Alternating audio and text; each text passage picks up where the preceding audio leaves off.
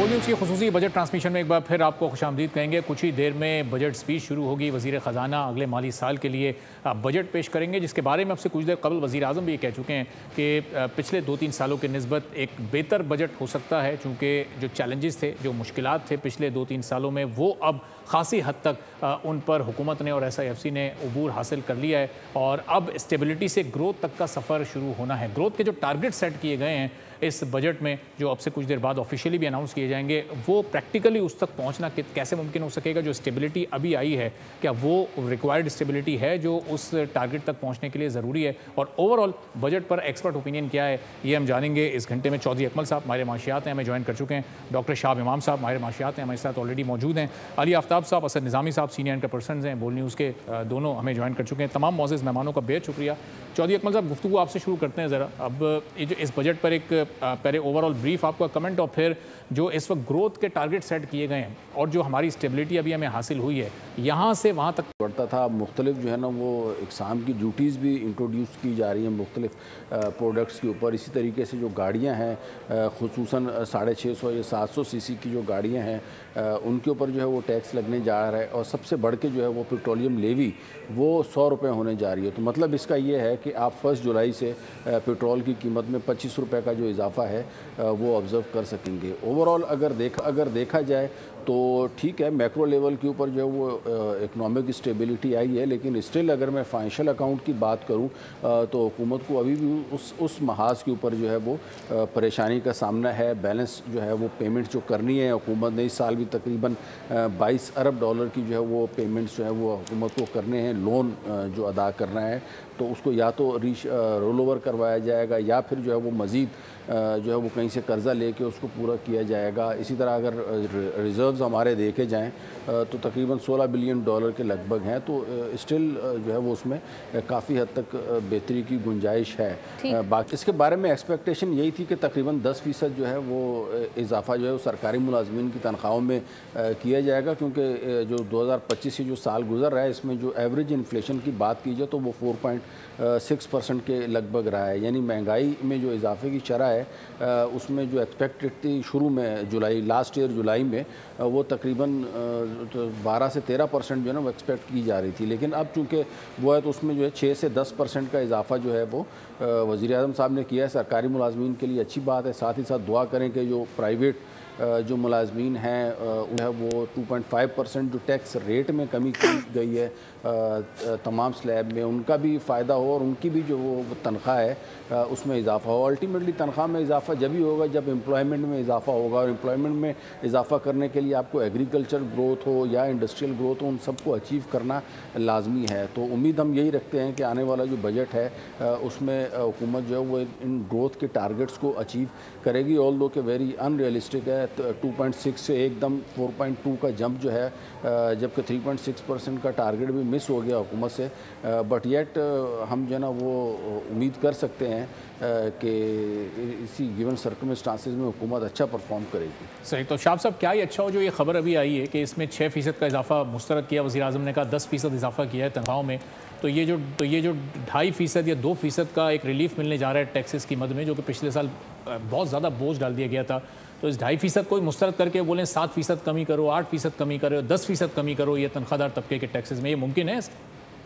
देखिए, ओवरऑल आप ये नहीं कह सकते पूरे तनख्वाहदार को, चूँकि स्लैब्स है ना, तो जो मिनिमम स्लैब की अलग रेट्स हैं और हायर सैलरी के अलग ब्रैकेट्स हैं।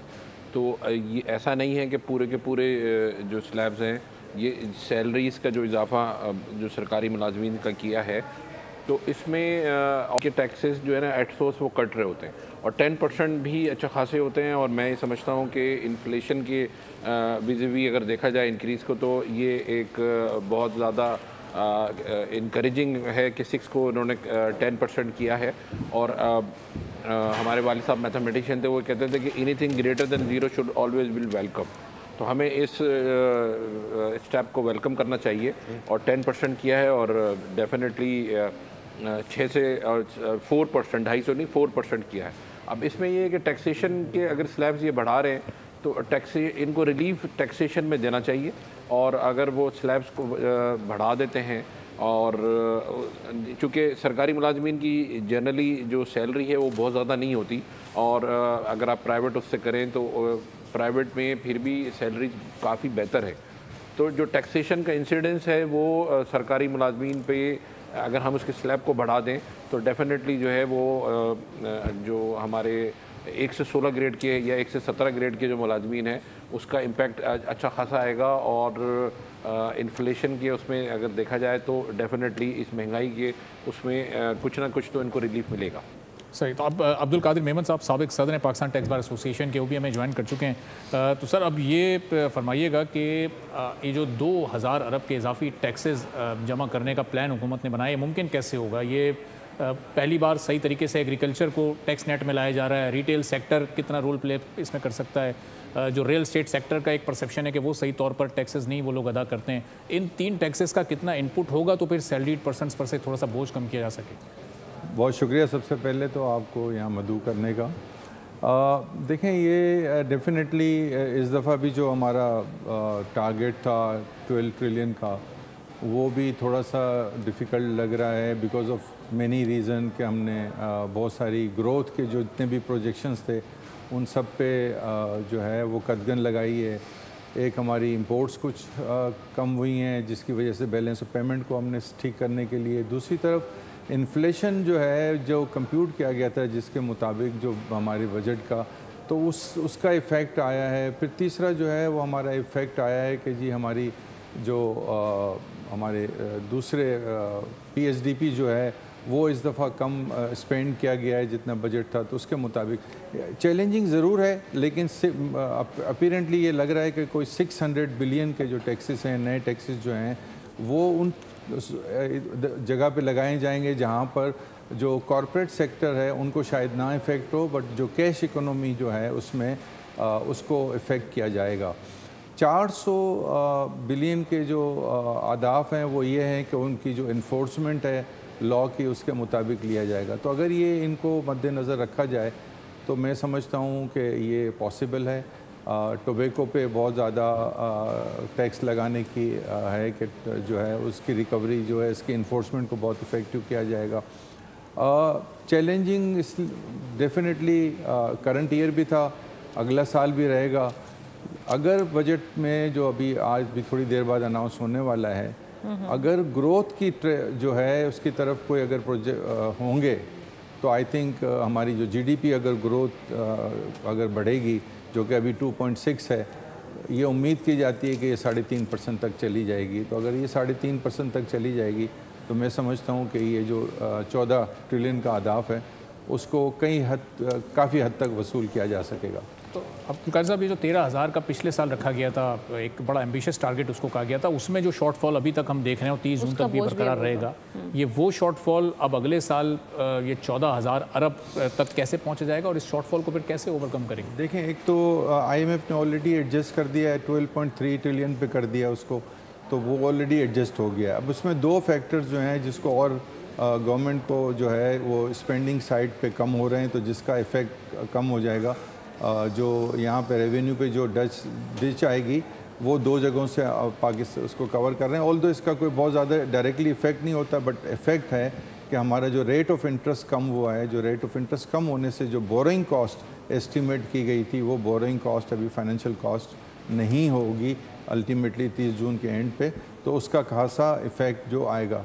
दूसरा, गवर्नमेंट ने पेट्रोलियम लेवी के ज़रिए बहुत सारी आई थिंक अबाउट 1.7 ट्रिलियन जो है वो इससे रिकवर किया है और उसका सूबों को हिस्सा नहीं जाता। तो ये पूरे का पूरा ऐसा अमाउंट है जो कि फेडरेशन के पास रहेगा, क्योंकि NFC अवार्ड के तहत आप सबको पता है कि NFC अवार्ड के तहत जो है वो तकरीबन कोई 67% जो है वो सूबों को पास होता है, और अपीरेंटली इन फ्यूचर भी कहीं नज़र नहीं आता कि ये NFC अवार्ड कहीं रिवाइज़ होगा। तो ये I think is the biggest area जो कि पेट्रोलियम लेवी पे उसका इफेक्ट नहीं होगा। बिल्कुल ठीक है। असद और अली भी हमारे साथ ही हैं, उनसे भी बात करते हैं। असद, आपकी जानिब आती हूँ, इकॉनमी को डिजिटलाइज करने के हवाले से हम देखते रहे कि बारहा ये गवर्नमेंट बात भी करती रही है और रिफॉर्म्स करने की बातें करती रही है। अब जो डिजिटलाइज करने से ख़ास तौर पर जो टैक्स के हवाले से हम बात करते हैं कि एक तबका सैलरीड क्लास ये पिसती रही है, और बाकी जो हैं तबकात जिनसे हम देखते रहे कि वो टैक्स से भागते रही हैं, ब्रॉडन नहीं कर पाए अभी तक हम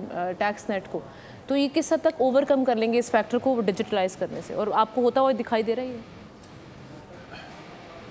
देखिए जी, डिजिटाइज अगर आपने करना है इकॉनमी को तो सबसे पहले आपको थोड़ा सा जाना पड़ेगा बैंकिंग सेक्टर के ऊपर भी। अभी भी इस मुल्क में एक बहुत बड़ा मसला है कि एक शख्स जो कि अपनी डिजिटल ओरिएंटेड बैंकिंग करना चाहता है, उनको बैंक अकाउंट खोलने में अभी तक इतनी दिक्कत है। अभी तक आप बस जाके अकाउंट नहीं खुलवा सकते। When you 18 years of age तो आपको जाके 10,000 चीज़ें आपसे मांगी जाती हैं, गारंटर्स मांगे जाते हैं कि जी ये पैसा कहाँ से आ रहा है, क्यों हो रहा है। इस चीज़ को इसके अंदर आसानी पैदा करनी पड़ेगी, वरना ये कैश वाला सिस्टम ही चलता रहेगा। उसके अलावा डिजिटल जो पेमेंट्स हैं उनकी 2 बेसिक एरियाज़ हैं जिसको एक्सप्लोर करना चाहिए।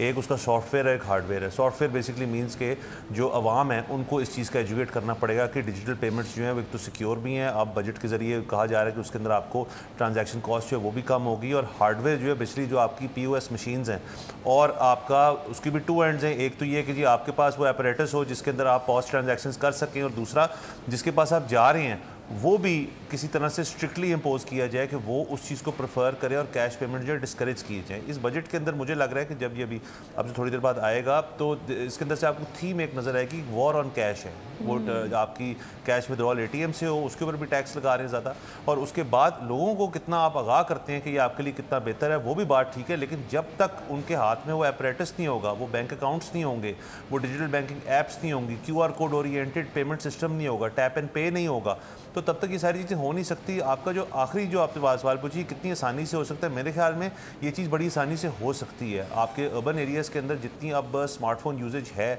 और जितने लोग जो है इक्विप्ड हैं स्मार्टफोन के साथ, ये चीज़ बड़ी आसानी से की जा सकती है। अलबत्ता डिपेंड करता है कि सबकी इसके अंदर नीयत है करने की, तो तब तो येस डेफिनेटली ये सॉर्ट ऑफ मैं कहूँगा एक लो हैंगिंग फ्रूट है जो गवर्नमेंट को बिल्कुल इस बजट में लाना चाहिए। बजट को डिज़ाइन ही ऐसे करना चाहिए कि इसके अंदर इस चीज़ को रूम रखा जाए। सही। तो अली आफ्ताब साहब, अब ये हुकूमत यहाँ पर अनाउंसमेंट पहले करती है, उस पर काम दोबारा शुरू होता है। अब तक तो ये सिलसिला पिछले 1 साल में हमने देखा FBR ने कभी की, लेकिन नताइज वो उस तरीके से सामने नहीं आए। पहले होमवर्क मुकम्मल करना चाहिए था अपनी इकॉनमी को डिजिटाइज़ करने का, उसके बाद फिर ये जो इस वक्त इजाफी टैक्सेस या इजाफी पैसे या उसको आप जुर्माने की मद में कह लें कि जो नॉन टैक्स पेयर्स हैं या जो नॉन फाइलर्स हैं उन पर ये आयद करने जा रहे हैं, तो ये इस पर कैसा रिएक्शन फिर सामने आ सकता है? इसको इम्प्लीमेंट किस तरीके से किया जाएगा? जी, मेरा ज़ाती तौर पे ख्याल ये है कि one thing at a time करने की कोशिश की जानी चाहिए है, और IMF से के जो प्रेशर होते हैं उनको भी ये समझाने की ज़रूरत है, क्योंकि पिछले साल भी हमने एक बहुत अपने लिए ह्यूज टारगेट रख लिया था, वो हमसे नहीं अचीव हुआ। ये हमारी एक आदत सी है कि हम बड़ा सा टारगेट रख लेते हैं, नहीं अचीव होता। तो अगर हम यही चीज़ उनको समझाएं कि जी हम अपना टारगेट थोड़ा छोटा कर लेते हैं, लेकिन उससे हम एक तीर से 2 शिकार करेंगे। मसलन एक आप जिस तरह करते हैं कि एक आपकी फ़िगर है कि 60,000 या उससे नीचे पे आप टैक्स नहीं है, उससे ऊपर टैक्स है। अगर आप जो सबसे छोटी स्लैब है उसको महंगाई के तनासब के हिसाब से ऊपर ले जाएं, लाख पे ले जाएं, 1.25 लाख पे ले जाएं, तो सबसे पहली चीज़ क्या होगी कि वो 80,000 अगर कोई शख्स तनख्वाह ले रहा है और उसको कोई कैश में तनख्वाह दे रहा है, तो वो उसको बैंक डिपॉजिट शायद करना शुरू कर देगा। वो जब बैंक डिपॉजिट करना शुरू कर देगा तो वो डॉक्यूमेंट होना शुरू हो जाएगा। सो अभी टैक्स कलेक्शन तो नहीं हो रही, लेकिन आपकी डॉक्यूमेंटेशन बेहतर हो रही है। वही फिर आप अगले बजट में जाकर आपको अंदाज़ा होगा कि बिकॉज ऑफ गुड डॉक्यूमेंटेशन कि अब आप कितना टैक्स कर सकते हैं, कैसे कर सकते हैं। दूसरा, ये जो रिलीफ दिया गया है, अगेन वैसे तो बड़ी अच्छी बात है, रिलीफ होती है, उसको अप्रिशिएट करना चाहिए, लेकिन आप साथ में देख रहे हैं कि वो लेवीज़ भी लग रही हैं, साथ में देख रहे हैं कि और भी जो इनडायरेक्ट टैक्सेस हैं वो भी बढ़ रहे हैं। सो जो रिलीफ मिलेगा तनख्वाहदार तबके को, वो दूसरे हाथ से वापस ले लिया जाएगा। और बुनियादी वजह यही है कि वो जो आपके ट्रेडर्स हैं या आपके और सेगमेंट ऑफ सोसाइटी है जो कि टैक्स नहीं देते, उसको आप अपनी पॉलिटिकल रीजंस या किसी भी और रीजंस की वजह से आप उनसे टैक्स कलेक्ट नहीं करना चाहते या आप नाकाम होते हैं, तो फिर वो जो सारा बर्डन है वो ले दे के एंड में सैलरीड क्लास पे आ जाता है। अभी आपने वो जिक्र किया काबीना की सैलरी में इजाफा हो गया है 10% शायद, तो देखें मेरी तो उसमें रिकमेंडेशन ये है कि आप 10 को छोड़ के 20% इजाफा कर दें, लेकिन साथ आप बल्दियाती निज़ाम लेके आएँ और जो उसके जो बजट होते हैं तरक्याती कामों के, वो आप MPAs और MNAs के बजाय नीचे दें। अब ये चीज़ इनको कबूल किसी को होगी या नहीं होगी, 20% तनख्वाह में इजाफे के साथ, वो आप पता कर लें। इसी तरह सरकारी तनख्वाहों में आपने इजाफे की बात की, और हर दफ़ा बड़ी एक मजबूरी होती है, कहा जाता है कि जी प्राइवेट सेक्टर में क्योंकि तनख्वाहें ज़्यादा हैं, सरकारी में कम हैं, तो प्राइवेट सेक्टर तो रेगुलेटेड नहीं है गवर्नमेंट की तरफ से। प्राइवेट सेक्टर में कई इदारे हैं, वहाँ पे 5-5 साल से आम है कि जी सरकारी दफ्तर में आप कोई काम लेकर चले जाओ तो आपका वो काम नहीं होगा या बहुत मुश्किल से होगा। तो अगर एफिशिएंसी नहीं वो प्रोवाइड कर सकते तो फिर तनख्वाहें किस चीज़ के लिए बढ़ानी है। मतलब अगेन इसको आप दोनों एंगल से देख सकते हैं। इसी तरह अब वो जो है ना कि इन्वेस्टमेंट कब आएगी, इन्वेस्टमेंट कैसे आएगी, लोकल इन्वेस्टर जब तक नहीं होगा तो बाहर वाला इन्वेस्टर क्यों होगा, उसमें वो जो एक रेड टेपिज्म है उसको तो आप अलहदा से छोड़ दें। आपका आधे से ज़्यादा मुल्क जो है वो फंसा हुआ है इस वक्त रियल एस्टेट में, क्योंकि उसने लिए महंगे थे, अब रेट नीचे चला गया है। अब हर जगह बात ये हो रही है कि जी आपने रियल एस्टेट को रिलीफ देना है, नहीं तो वो नहीं उठेगी मार्केट। लेकिन अगर वही बात है आपने उसको रिलीफ दे दिया और वो मार्केट उठ गई तो फिर आपकी इंडस्ट्री में इन्वेस्ट कौन करेगा। अब ये बड़ी एक कैच 22 में हम फंसे हुए हैं। और फिर वही बात है, एक इसके लिए ना बजट तो बजट है, पॉलिसी सबसे पहले एक पॉलिसी होनी चाहिए, देर पा पॉलिसी होनी चाहिए, सबको कॉन्फिडेंस में लेना चाहिए, एक दूसरे के साथ जो है इस पे करना चाहिए कि ठीक है यार इस इतने पैसे वहाँ पर डूब गए, उसकी अब कोई रिकवरी नहीं है, लेकिन गोइंग फॉरवर्ड हमारा लाहे अमल ये होगा, हम इस सेक्टर से नुकसान खाएंगे, इस सेक्टर से फ़ायदा करेंगे। ये वो सारी डिस्कशंस हैं जो कि होने की ज़रूरत है। जो बजट है वो तो हर 10 जून को आ ही जाता है और 30 जून से इम्प्लीमेंट भी हो जाता है, और उसके बाद फिर अगर मिनी होता है नहीं तो फिर वही बात है, कह दिया जाता है कि टारगेट अचीव नहीं हुए, लेट्स मूव फॉरवर्ड। ठीक है, चलें, कौमी असम्बली के इजलास का बाकायदा आगाज़ हो चुका है, तो अपने नाज़रीन को वहीं पर लिए चलते हैं। इस वक्त कौमी असम्बली के मनाजिर आप देख रहे हैं, जहाँ आहिस्ता आहिस्ता अरकान की तादाद ने आना शुरू कर दिया है और तिलावत कलाम पाक इस वक्त वहाँ पर जारी है। और कुछ ही देर में वज़ीर ख़जाना मोहम्मद औरंगज़ेब साहब माली साल 2025-2026 का वफाकी बजट यहाँ पर पेश करने जा रहे हैं। तो चौधरी अकमल साहब, अब ज़ाहिर है कुछ ही लम्हात हैं, मैं चाह रहा हूँ कि 30-40 सेकंड में आप सब भी अपने ज़रा इस बजट पर एक ब्रीफ कमेंट्स दे दें कि अब ये जो ऑफिशियल अनाउंसमेंट होने जा रही है, एक आम आदमी के लिए इसमें क्या कुछ मौजूद होगा। देखिए अभी तो जो है वो सिर्फ रीड आउट करेंगे, जो वेबसाइट है मिनिस्ट्री ऑफ फाइनेंस की उसके ऊपर तो बजट के तमाम फिगर्स भी आ गए हैं और बजट तकीद भी आ चुकी है। मैं वही अभी देख रहा था इससे पहले, तो लगता यही है कि बज़ाहिर सैलरीड क्लास और आम जो आदमी है उसको थोड़ी सी मुश्किलात का मज़ीद सामना करना पड़ेगा।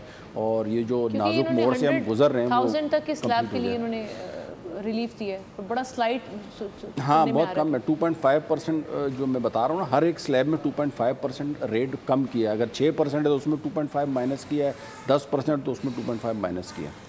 तो शुएब साहब, अगर इसमें भी कार्बन लेवी की मद में पेट्रोलियम मसनूआत महंगी होती हैं या कोई और इजाफी टैक्स उस पर लग जाता है, या वो उसमें जो ड्यूटीज़ हैं मज़ीद उसको इजाफा कर दिया जाता है, तो ये तो फिर फ़ायदा उसका होगा क्या? वो जो 2.5% आप उधर उसमें आपको रिलीफ मिल रहा है, तो यहाँ कुछ 4-5% का तो फ़र्क महंगाई में आ जाएगा। जी शुएब साहब। शाहब साहब। हाँ, देखें चीज़ें तो कंपलसेट होंगी, और ये जो फिगर्स हैं ये तो मेरा जो पर्सपेक्टिव है वो ऑल टुगेदर डिफरेंट है। मेरा मानना ये है कि हमें जो पॉलिसी है वो एक्सपोर्ट ओरिएंटेड पॉलिसीज़ देनी चाहिए, और उसी बैकग्राउंड में, उसी बैकड्रॉप में हमारी जो पॉलिसीज़ हैं वो देखें, क्रिएशन ऑफ वेल्थ होगी और जॉब एम्प्लॉयमेंट होगी, प्रॉस्पेरिटी आएगी।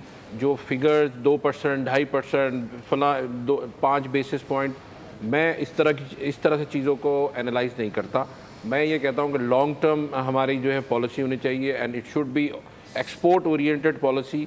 कि आपका जो है, जैसे रियल इस्टेट का भी जिन भाई ने बोला था, तो रियल इस्टेट में आपको पता है कि अगर आप उसको सही तरह स्टडी करें तो इन्फ्लेशन 10 टाइम्स इंक्रीज़ होता है। आप ये मुझे बताएं कि अगर आप रियल इस्टेट को खोलते हैं तो रियल इस्टेट में जो चीज़ें लगती हैं क्या वो पाकिस्तान में बनती हैं? क्या आपके पास वो जो केचर हैं दरवाजे में लगने वाले, क्या वो पाकिस्तान में बनते हैं? क्या वो जो आप हैंडल्स लगाते हैं दरवाज़ों पे, क्या वो पाकिस्तान में बनते हैं? क्या आपके जो सैनिटरी वेयर हैं क्या वो पाकिस्तान में बनते हैं? नहीं बनते। वो सारी चीज़ें इंपोर्ट होंगी। जब इंपोर्ट होंगी तो फिर क्या होगा? आपका ट्रेड डेफिसिट हो जाएगा। ट्रेड डेफिसिट होगा तो फिर क्या होगा? फिर आपका फाइनेंशियल डेफिसिट आ जाएगा। जब फाइनेंशियल डेफिसिट होगा तो फिर क्या होगा? आपका करंट अकाउंट डेफिसिट हो जाएगा। आपके फॉरेन रेमिटेंस सारे डिप्लीट हो जाएंगे। तो आपको जो पॉलिसी मेकिंग है, मैं हमेशा ये कहता हूँ कि उन लोगों को से मशावरत नहीं करनी चाहिए जिनका अपना कॉन्फ्लिक्ट ऑफ इंटरेस्ट होता है। होता ये है कि ज़्यादातर हम उन तमाम लोगों को ऑन बोर्ड ले लेते हैं जिनका अपना कॉन्फ्लिक्ट ऑफ इंटरेस्ट होता है। रियल एस्टेट वाला कहता है रियल एस्टेट को दे दो, टेक्सटाइल वाला कहता है टेक्सटाइल को दे दो। भाई टेक्सटाइल भी 70 साल से हम टेक्सटाइल पे ही हैं, तो we need to diversify our export commodity, we need to explore new avenues. और अभी ये टेक्नोलॉजी का दौर है, डिजिटलाइजेशन का दौर है। हमें इकोनॉमी को कैसे डिजिटलाइज करेंगे, आपकी जो है वो आप अपनी चीज़ों को आपका जो ब्रॉडबैंड है उसको वो करें। आपके जो बच्चे हैं जो सॉफ्टवेयर में काम कर रहे हैं, बेहतरीन आपका जो एक्सेंट है पाकिस्तान के बच्चों का वो न्यूट्रल है, तो कॉल सेंटर्स का बहुत ज़बरदस्त काम हो सकता है। देखिए मनीला में या इंडिया में वो उनके एक्सेंट वो नहीं है जो पाकिस्तान की जो यूथ है उसका है। जो यूथ बल्ज है आप उसको यूज़ करें, वो आपका एक एसेट है। आप अपने एसेट को जो है उसको यूटिलाइज़ करें, ना सिर्फ कमोडिटीज़ को एक्सपोर्ट करें बल्कि टेक्नोलॉजी, जैसे भुट्टो साहब के दौर में लेबर एक्सपोर्ट हुई थी और सारे ये लीबिया गए थे, कुवैत गए थे और उस वक्त सऊदी अरब गए थे। तो अब आप अपने टेक्नोलॉजी में बच्चों को तैयार करें। ज़रूरी नहीं है कि उनके पास डिग्री हो, ज़रूरी नहीं है कि वो जाएं यूनिवर्सिटी। जॉब क्रिएशन एक बहुत बड़ा मसला है, इसी वजह से हम देखें कि 7 लाख से ज़ायद लोग जो हैं वो पाकिस्तान छोड़ के हर साल हम देखते हैं वैसे इस तरह के फिगर सामने आते हैं। बाहर जो बच्चे जाते हैं, बाहर जा रहे हैं, हमारी लेबर, वो अच्छी बात है कि वो जा रहे हैं, जाके वो आपको रेमिटेंस भेजते हैं। अभी भी 38 बिलियन रेमिटेंस भेजी है ना, बाहर जाने को हमें इंकरेज करना चाहिए, क्योंकि आप ऑलरेडी ओवर पॉपुलस कंट्री है। अगर आप बाहर जाते हैं इंटरनेशनल एरिना में अपने बच्चों की एम्प्लॉयमेंट, आपका एक शेयर है ना उधर, जीसीसी कंट्रीज में आपका एक शेयर है, जापान में, चाइना में आपका शेयर है, आपका वेस्टर्न वर्ल्ड में आपका शेयर है, तो you go and take your share. बिल्कुल ठीक है, मैं आपका पॉइंट मैंने ले लिया। मैं अब अब्दुल कदीर साहब की जानिब जाऊँगी, आप ही के पॉइंट से आगे गुफ्तगू बढ़ाते हैं। कदीर साहब, ये अभी जैसे शहाब साहब बात करते हैं एक्सपोर्ट्स लेड इकोनॉमी, ये हमारे फाइनेंस मिनिस्टर भी कहते रहे हैं। ख़ास तौर पे जब उड़ान पाकिस्तान प्रोग्राम इन्होंने लॉन्च किया था उस वक्त यही बात की गई थी, हमने अपनी एक्सपोर्ट्स बढ़ानी है और हमारी इकोनॉमी की बैकबोन होनी चाहिए। लेकिन हम ये देख रहे हैं कि एक्सपोर्टर्स जो हैं उनकी इनकम पर 10% सुपर टैक्स हम उनसे वसूल करते हैं। और उसके अलावा जब अब हम बात करते हैं कि जब बिल्कुल सुपर टैक्स की बात हम कर रहे थे, और इसके अलावा हम जो बात कर रहे हैं कदीर साहब वो ये कि आपके जो स्मॉल यूनिट टेक्सटाइल के हैं उसको हम टैक्स रिलीफ नहीं देते, लेकिन दूसरी जानिब हम रियल एस्टेट को जब टैक्स रिलीफ देने की बात करते हैं तो जाहिर सी बात है फिर एक अनफेयर या डिसप्रोपोर्शन टैक्स वाले मामला शुरू हो जाएंगे। उस पर एक सेक्टर जो है जब उसको हम इस तरह से तकलीफ उनके लिए बढ़ा देंगे और दूसरे के लिए रिलीफ बढ़ा देंगे तो फिर डिस्करेज होगा वो सेक्टर। तो आप किस तरह से देख रहे हैं? देखिए, मैं सबसे पहले तो मैं ये कहूँ कि हमें पाकिस्तान को एक बहुत ही पॉजिटिव आउटलुक में देखना चाहिए, keeping in view our last year. I think अगर हम 2 साल पहले देखें या 2.5 साल पहले देखें तो लोग कहते थे कि जी श्रीलंका की तरह पाकिस्तान भी बैंकरप्ट हो जाएगा और उसकी जो है वो ग्लोबली उसकी माली हालत भी ठीक नहीं होगी और उसकी जो फॉरेन पॉलिसी वो भी ठीक नहीं होगी। तो आई थिंक सबसे पहली बात तो ये है कि we are on a very very strong footing.